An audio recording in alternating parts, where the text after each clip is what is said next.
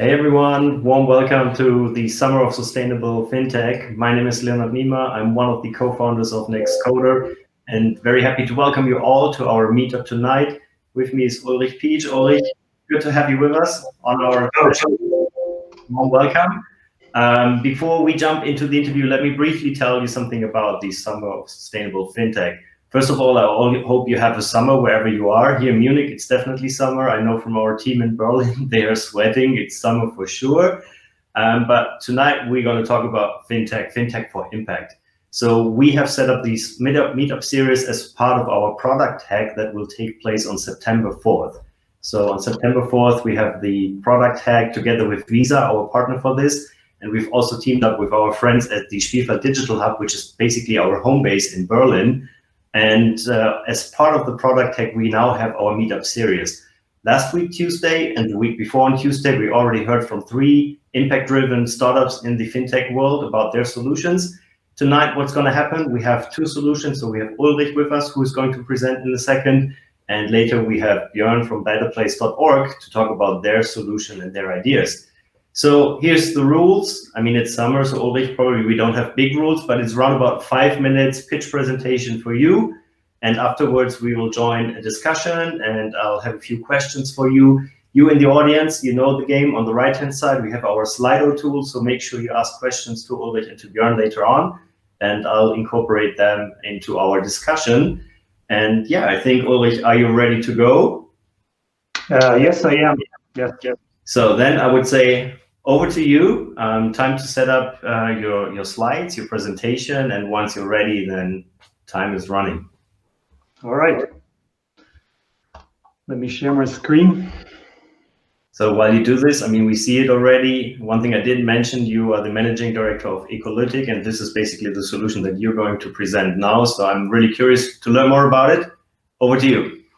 Thank you, Leo. And thanks also for the warm welcome.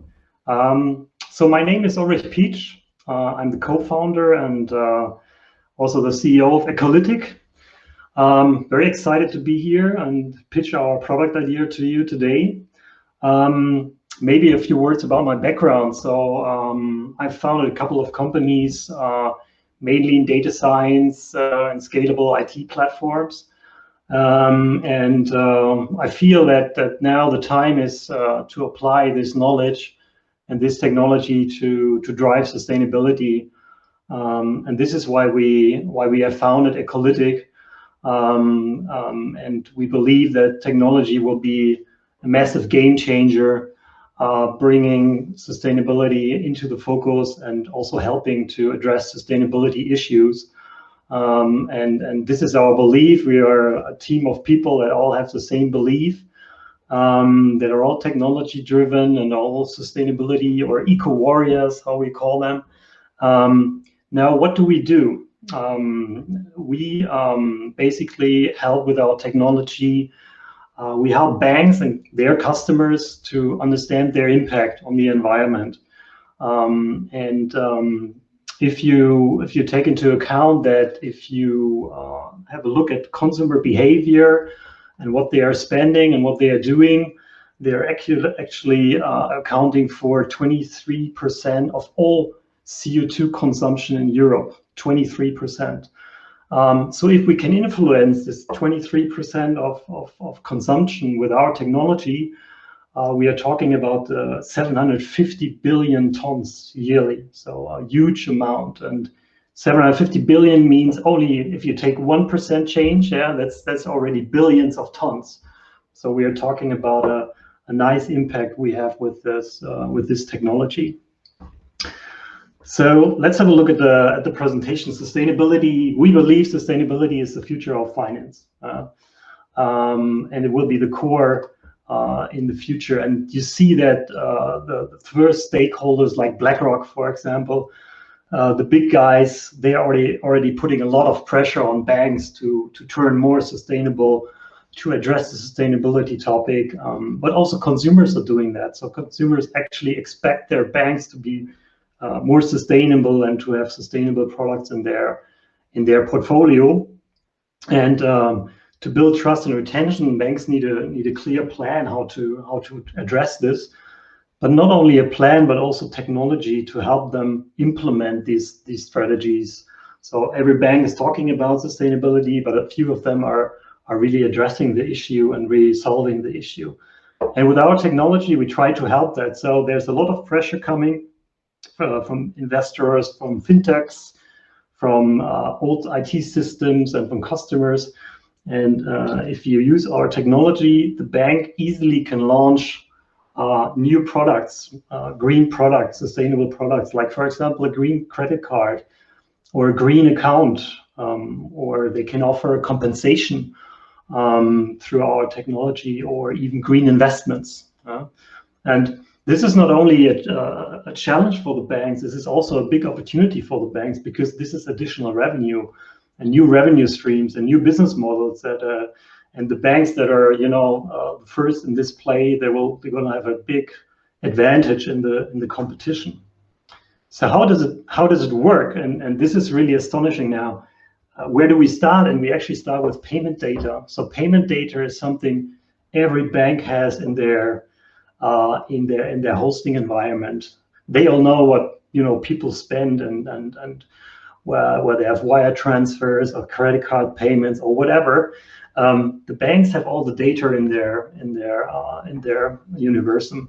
So we do look at payment transaction, because payment transactions we do every day basically also determine our CO2 impact on that day and even on that transaction. So if we go to a restaurant and if we eat a lot of meat, for example, we generate a certain amount of CO2. And with our technology, we calculate how much CO2 each of the transactions on that day and for the individual had. So for example, if you look here, he's spending 61 euros at Shell, so that's 132 kilograms of CO2. He went to a restaurant, and that's 36 kilo of CO2. So that's really awareness, raising awareness, and in terms of my transactions, it's impacting the environment, and what can I do with it? And this is how we actually visualize, or our bank could visualize this impact for individual consumers. I could say, based on the transactions, we calculated a footprint for the individual transaction. But not only that, we can also give you a little bit more background, a little bit more context about it. So if you went to the restaurant, do you want to have some clue about how CO2 is generated while you eat food, while you buy food, and how you consume food? And if the consumer says, yes, I want to know more, I want to engage in this, this is a call to action, I click on this, they actually can get like tips and tricks. For example, in this example here, did you know that if you only replace your red meat versus white meat in the future, if you go to a restaurant, that's already a quarter of or you would save 3/4 of the CO2 value for the restaurant visit. So quite astonishing facts. And you can also integrate easy to use compensation schemes. I went to the restaurant, I booked that flight, I went to Shell and bought something. So with one click, they could compensate for their visit in the restaurant. Here, they have to actually donate €1.30 to get that visit carbon neutral. And they could actually compensate it to any of the partners the bank has, or partners we also have a marketplace for partners where people can donate there and compensate for their visit. And we can also include feedback loops, so we can say, well, this is the first estimate, and we don't know what your diet is. When you go to the restaurant, if you tell us how your diet is, if you're a vegetarian, we can be more precise with our calculation. So we basically store that information. He's a vegetarian in the anonymous profile of the consumer, and he then gets an update in his calculations and gets more precise CO2 values. So the good thing is, to sum it up, because here we have to be really quick, to sum it up, this is not something which is an idea. This technology is ready. You can use it tomorrow. And actually, there are already banks out there that use this technology every day in their products. So this is real. And there's no need to wait and no need to think about what to do. Technology is ready, and that's what we aim for at Ecolytic. And now I'm happy to take your questions, Leo. Or the Sure. questions of the Thank you viewers. very much. I'm coming back into the game. Thanks, Ulrich, for the presentation. I have a lot of questions already, but also this is the call to action for our audience. If you have questions, please type them in Slido, and Ulrich, happy to discuss. You can stop the screen sharing, and then I'll see your full screen again. So my first question is, I mean, let's start on the big picture. You talked about how financing is changing, how this is going more into the direction of sustainability, why banks have to adapt. Do they adapt because of the revenue potential? I mean, you showed it, there's the potential for a lot of green products out there. Is that the main driver? Or let's say, being a little bit provocative, they don't do it for intrinsic reasons, right? Well, most of them have different reason and various reasons. So one of the reasons I think, which they're taking really serious, is that stakeholders are really putting pressure on them. So that might be shareholders like BlackRock saying, we don't invest in any company anymore that's not addressing sustainability in the future. That might be consumers going to banks that have sustainable products in their portfolio.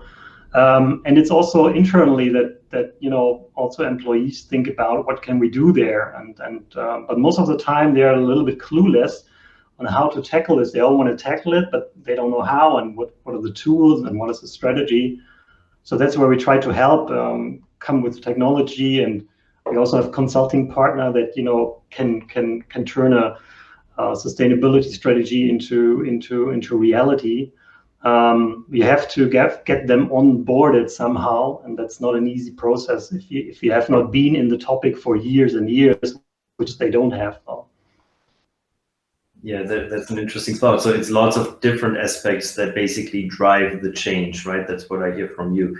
Let's talk about your product. Your product is part of that change. So you said the product is ready. What is your status quo right now? What are your plans? What is your roadmap? Well, the product is actually live. You can, if you have an account tomorrow, for example, in Germany, then part of it is already done with our technology and will be even more in the future. So we are actually live, and we're working on basically every day. We're working on new features and getting more precise in our calculations. What we also see is very interesting. That if you're talking to banks, they are not really thinking in countries and very national. They are really thinking internationally, at least the big ones. So they're thinking, how can that be implemented in Poland? How can that be implemented in Romania? So we're talking about a European initiative. And what we as Ecolytic do is we basically individualize the model to the country, because if you live in France, for example, your footprint is much different to that of Sweden or Romania. So that's what we try to get as precise as possible on a country-specific level, which is, you can think about it, a lot of work. So it takes us 2-3 weeks to adopt the country. But once you have it running, it's working very well and it's very precise. So the footprint, I assume, is different, as you said, in different countries, but maybe also user behavior in terms of how they respond. Maybe some people would just like to save more on their activities. Others would like to compensate, to replace. Do you see different user habits also across different countries? Yes, very much so. So you normally have users that say, well, there's my favorite compensation partner, and everything goes to this partner, and maybe just get 1% of everything to this partner. So there are consumers reacting like this, and there are consumers that really look into the details and, for example, compensating certain transactions like flights, for example. So if they have to do a flight, and if you do a flight, your balance is quite affected in that matter. So, and we see that people are really compensating for flights, for example, only. Just to get that somehow off the record somewhere. This is something we see. But yeah, it's individual behavior. But all over Europe, we see that this topic, sustainability, is, you thought about it in Sweden and Scandinavia, of course, in UK maybe, that people are really behind that and really driving it. But we have discussions, in Romania, in Poland, in France, where we think that they're actually quite as intense discussions as in Scandinavia. So it's not really that you can say that certain countries are sticking out. It's a topic everybody addresses in the European Union, and that makes it very interesting. And also the big banks are trying to tackle it from a European perspective, which makes it more, more impact. And technology, I mean, that's the good thing about technology. We no matter if our technology runs in Romania or in Sweden, it doesn't matter for the technology part. Yeah. So. Yeah, of course. That's interesting. So you mentioned you have integrated your solution with Tomorrow as one of the main flagship solutions. And there's a question from the audience that goes in the same direction. How do you actually integrate your product then with the bank's offering and with other banks? And what are your plans there? Very good question. Yes. So if you look at the typical SaaS models out there, where you have a lot of startups, a lot of fintechs, and everybody believes that that's the reality in the world. So in banking, it's not yet the case. So we have a SaaS solution which you can attach to on a cloud-based version, which is every day updated and has a nice API interface to it.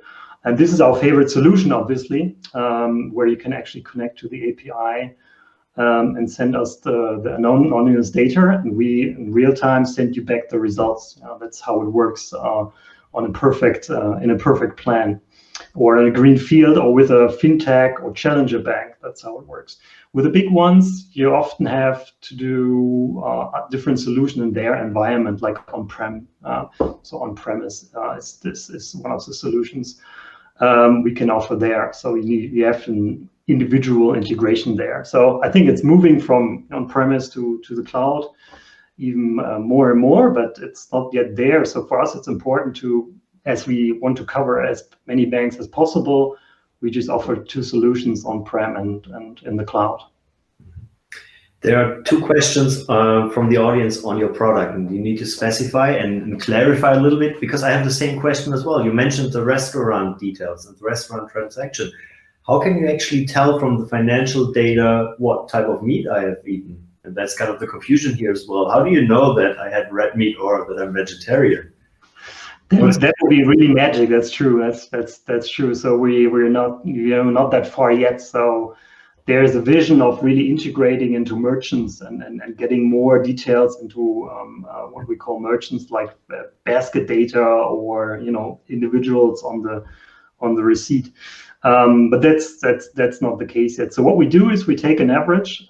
So we narrow the average down to the country, of course. So if you go to a restaurant in France, different story than in Germany. So we narrow it down to the country, and then we keep it as an average, and then we ask the consumers to fill in his diet. So we have questions for him. We need his feedback. If we want to be more precise than the average being normal diet and all that kind of stuff. If you want to be more precise than the average, we need his feedback, and his feedback would be, I'm a vegetarian, for example. Then we update the calculation, basically store that information in the profile, and when he's coming back, we don't have to ask him again. So it's only, if he's not changing his diet, it will stay like this, and we'll save him as a vegetarian in the profiles. So this is all what you can say.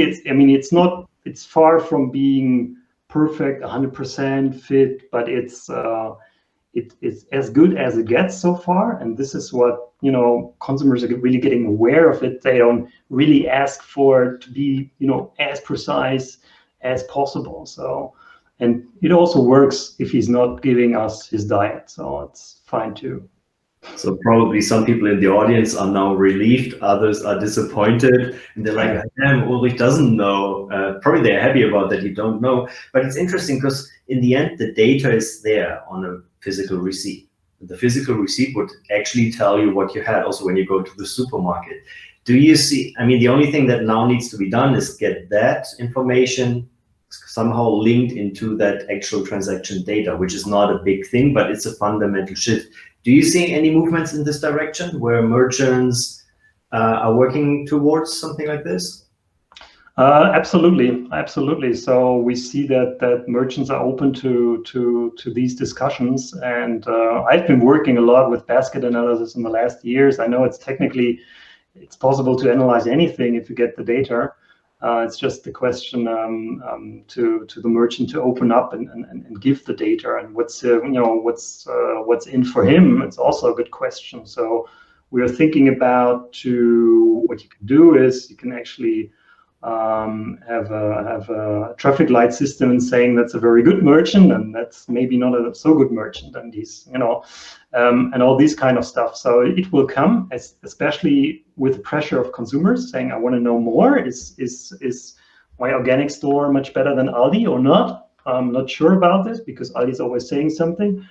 Or is EasyJet better than Lufthansa? No, as EasyJet compensates for all the flights I'm doing, EasyJet is quite good in this actually, which some people don't know about. So. Yeah. But this will come. I think it will take a couple of more years for them to open up, but they all have this on their agenda.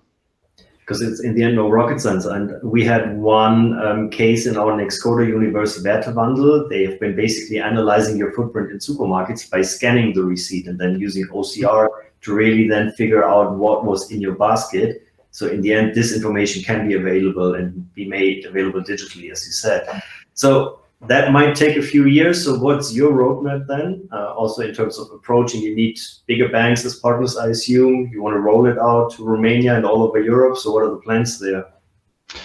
Well, actually, exactly this. So we're going to roll it out with different banks that have subsidiaries in most of these countries. So rather the big ones, because if you have a deal with them and it's working in one country, they actually roll it out in other countries. And this is a nice scale effect you have there. So we are looking into partnership with these large banks and trying to get as many as possible on board. Yeah? And trying also to actually build a solution which is scalable, meaning that we have a consulting partner at our site that can do consultancy in these matters. We have an integration partner that can do complex on-premise installation if necessary. So we have a solution there, and we don't leave them alone. So we're trying to have, give them a comprehensive set, so they can really work with it and let it become reality. Yeah.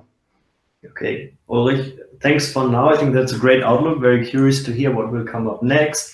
I would say we hand over to our next speaker, but I'll get you back onto the stage and we can have a discussion together with Björn Lampe. Björn, he's the CEO of betterplace.org. There he is, Björn. Ulrich, thanks for now. See you back in probably 15 minutes. Björn, good to have you on board. Hi, Leo. Transition. So are you ready to go?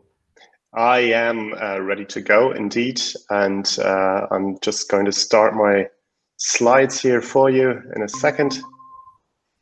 And then your slides already say you will give an idea pitch and tell us a little bit about an infrastructure offering about how to use donations and how solutions in this field could look like, because this is actually what Better Place is all about.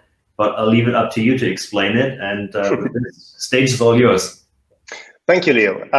Yes, so my name's Björn. I'm with betterplace.org for 10 years now. I have a strong NGO background. Before that, I was working for the Make Poverty History campaign, for the Drop the Debt campaign, and for several NGOs here in Germany. But I'm also pretty much an early tech adopter. I had my first email address in 1992. And I was always believing that tech could be doing good. And in Better Place, I somehow find this mix. We are here in Berlin. We're 35 people working here in our office in Kreuzberg. And I'll give you some figures and facts about Better Place before I start. We are an online giving platform. We're currently open to German NGOs, and more than 35,000 aid projects in more than 180 countries are registered on our platform. We have processed more than 100 million euros in donations on our platform, and we receive about 600 new projects every month. So there's always something new to look at and donate for. The idea that I want to present to you today is the Better Card. Just as before, it has to do with a credit card in this case. The idea is as follows. You can easily do good with every card payment that you take. because what we could offer is setting up your flexible monthly donation limit and support your chosen NGO. And then with every card payment, an app or your bank account in the background automatically rounds up to the next full euro. So what does it mean precisely? This is how it would work. As a customer, you set up a monthly donation limit. Say, for example, you want to say, a maximum of 20 euros per month I want to donate. You choose your preferred charity, and in that case, you can select more than 20,000 NGOs that are registered on betterplace.org. And then following that, with every payment, you're doing good. Because, for example, your shopping bill is 29.90 euros, and then we round it up to 30 euros, and the remaining 10 cents is the donation that you give to your chosen charity. The impact it has here sounds rather limited. It's 10 cents, but it sums up, of course. I'll give you an example in a second.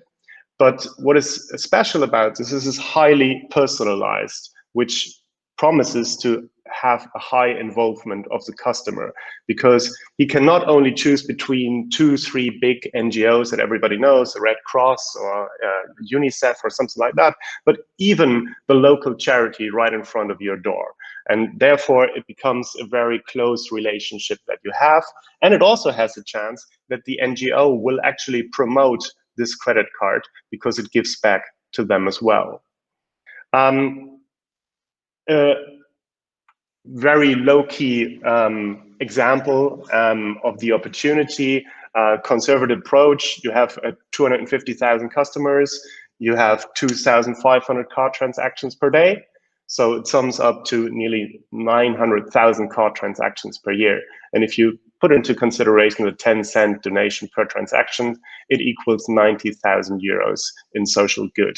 And that without too much involvement of everyone involved, but with a technology solution that just gives. The great thing is you could do the exact same thing with cashback. For example, if you have a 3% cashback giving it to your customer, that could also be an automatic donation. So every payment automatically donates back. And I think that would also be an interesting approach to take this product further. What's the opportunity for you as maybe a bank, as a FinTech? Corporate social responsibility and community engagement drive customer decisions. And we know that from a lot of research that we have been doing and from a lot of companies that we work with. Especially the younger generations take them into consideration when deciding which brand or product they buy or use.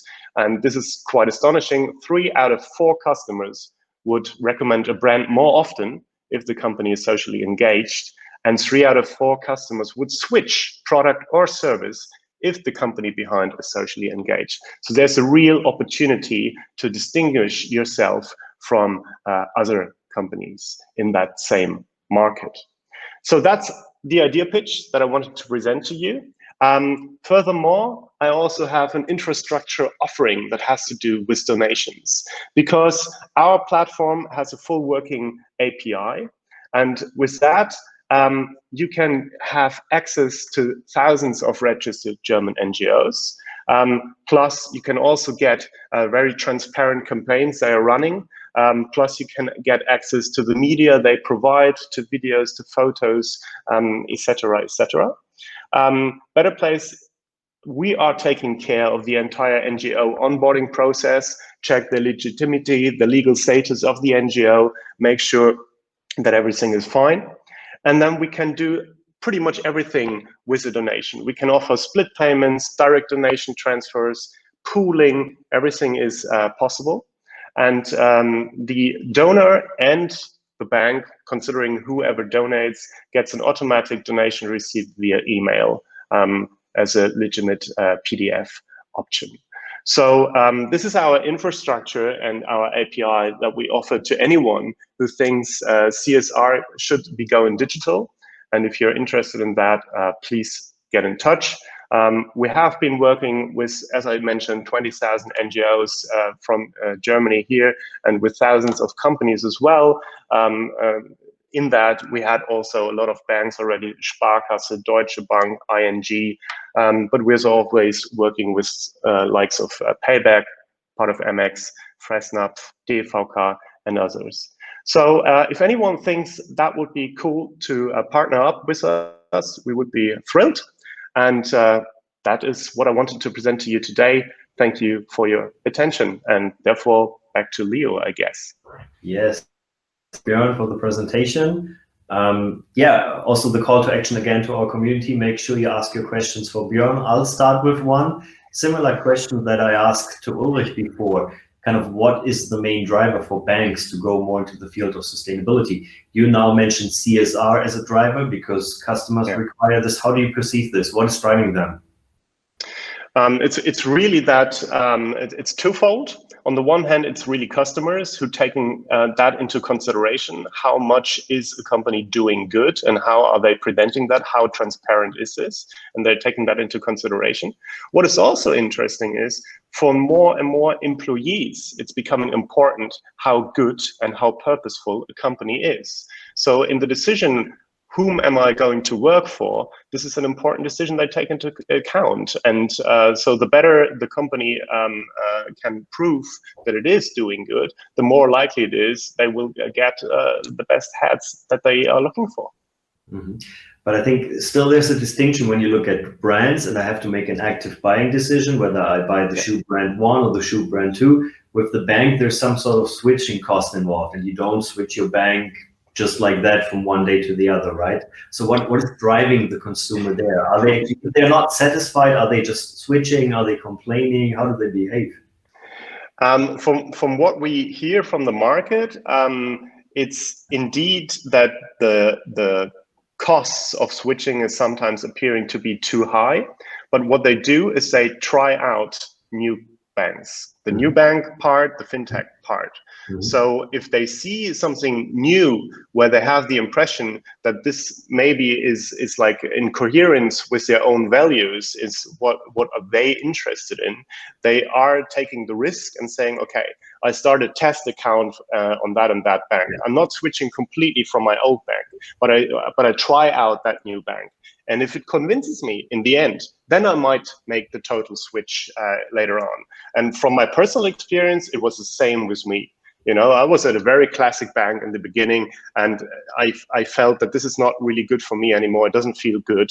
I started 2-3 test accounts, and then I figured out which is my bank and which is the offering, which is the value proposition, but also what are their values and what are they doing good. And then I completely switched. Took me a while, but I did it in the end. It's super interesting because Ulrich, basically, he mentioned tomorrow. I think at this point, it would be super nice to hear from tomorrow. I know we've been talking to Inas, the CEO of tomorrow. It would be really interesting whether he has the information that's kind of used as a test account and then people are switching, how this behavior change actually takes place. So maybe we keep that as a question and ask Inas later and see what he will say. Super interesting. So you had basically 2 parts of your presentation. One was the idea pitch, and the name says it's still an idea stage. So what is the status there? How far are you? What are your plans with the idea? The technical wise, the idea is pretty much ready because it's also based on mainly the API that we are offering.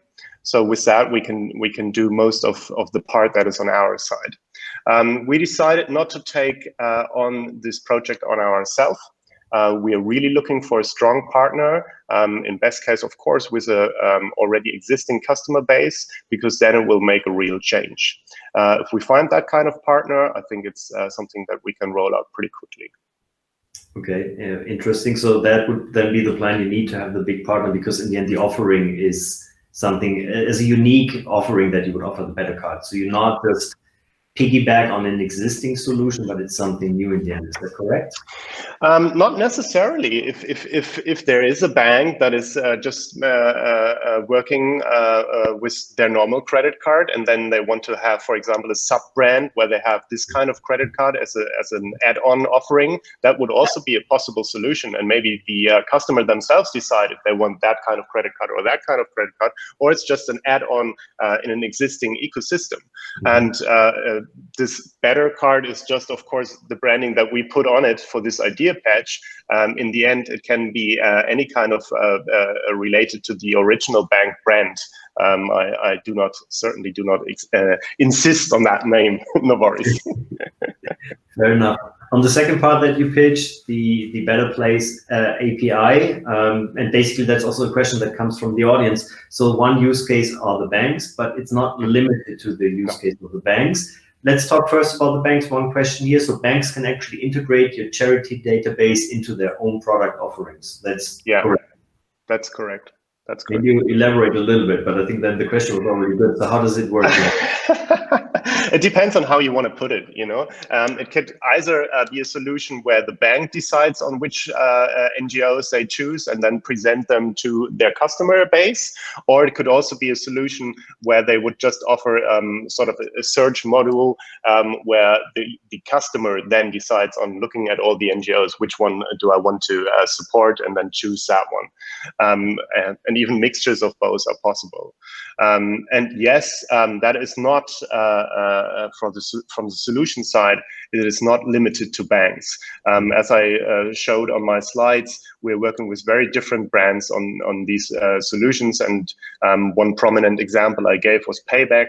So if you collect your Payback points, you can donate these points. And therefore, that's a completely different solution from what we would, for example, integrate with someone like Fresno, food for animals. And the solution there is a very different one, which is specializing on helping animal shelters. And there's a pre-selection taken by Fresno, and then the customer can themselves decide out of this selection which one do they want to support. That's basically when you check out, and when you pay, that's then that you have the option to choose. With Fresno, we have built very different solutions. It's either you take your own money, it's a possibility that you even at a point of sale, so in a shop, you can there leave money directly or a roundup system as well. There's different solutions we have implemented with them.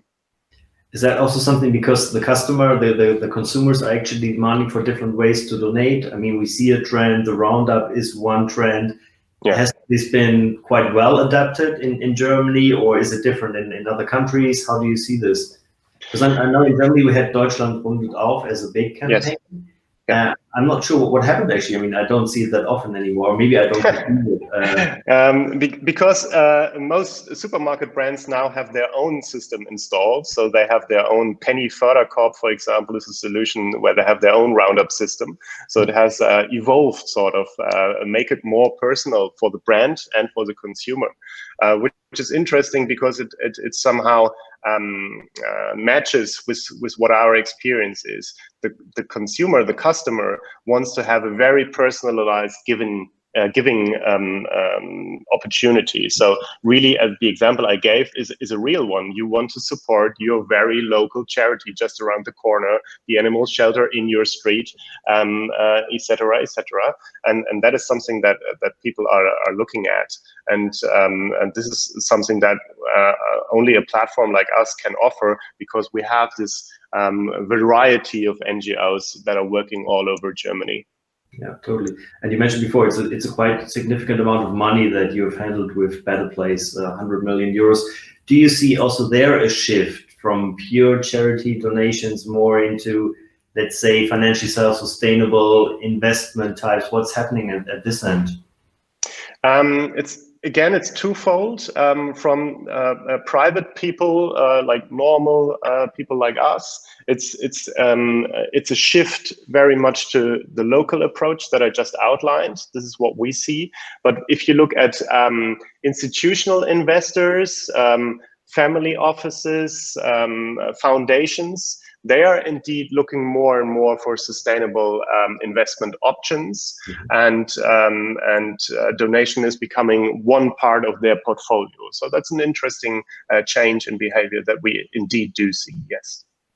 Okay, that's super interesting. So that's something that you account for on your platform as well, that you have these offerings also for these target groups? Because in the end, I mean, they go through different channels anyways, right? Yes, not at the moment, but it's something we're indeed looking into, because it's an interesting field and it fits also with our approach to give people the kind of engagement that they are comfortable with. So we will see how that will pin out in the future. Okay, great. So talking about the future of Björn, I would like to talk about competition and collaboration. Maybe that's a good opportunity where we get Ulrich back in. If he's not yet at the lake, he's at probably swimming. Ulrich, if you can hear us, please come back, because I think it would be interesting to talk about competition and collaboration in the field. Because in the end, we see a lot of solutions in the field of sustainable fintech. Okay, there you are. Welcome back. Hi there. So, I think you've been listening closely also to what Björn was saying, and I want to discuss with both of you.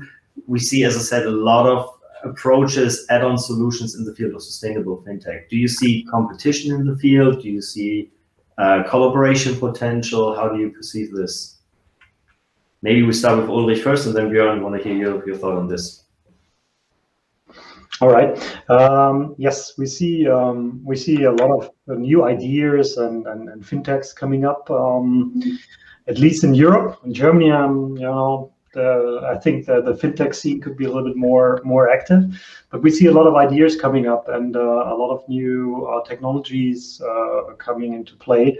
And what will happen is that it's very good for the banks. So the banks actually can choose between different solutions. Whatever their focus might be, would be like a marketplace for solutions, and they can actually pick it, integrate it, because everybody, like we are working with APIs, Better Place everybody's working with APIs. So once they get the infrastructure ready, that's really easy to integrate the solution. And even if not, we help them also with on-premise solutions. So what will happen from my perspective is that we see new things coming up and a marketplace for different solutions, which is very good for the banks and also for the consumers. Yeah, totally. But then all these solutions compete basically to get the attention of these banks. Björn, how do you perceive this? I mean, you're approaching banks, probably Ulrich, you're approaching all the other startups that we've been talking about are approaching the banks. Everybody wants something. Is there some conflict of interest, competition? Do we have potential for synergies? There certainly is some kind of competition. At the moment, the market is still rather limited, so the competition doesn't feel that much yet, but that might change. At the moment, I have the impression that the choice that banks have is a good amount of choice, and therefore they are in the perfect position to really choose that kind of add-on solution that really fits the bank, their brand, whatever they're looking at, their CSR strategy, you name it, And at the moment, they find pretty much very good solutions for their needs.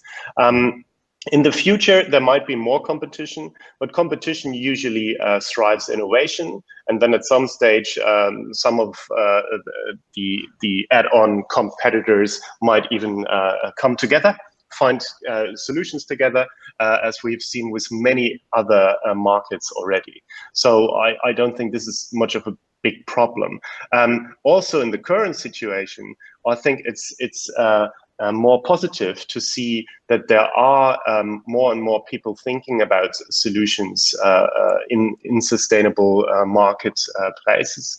And I believe that looking at each other from the add-on providers, we learn from each other as well. We learn what is needed. And I think with a lot of these add-on providers, we already talk, we are in discussion.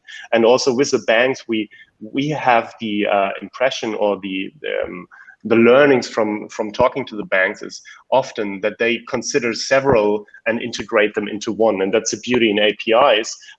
The solution that Ulrich offers can be perfectly next to the solution that we offer in the same offering that the bank is giving to the customers. And so therefore, at the moment, I think for the bank, it's a nice scenario. And for the add-on providers, we have to watch the markets and have to see where we can collaborate and where we can find solutions together. Maybe to Ulrich, over to you. Have you made the same experience or different views on this?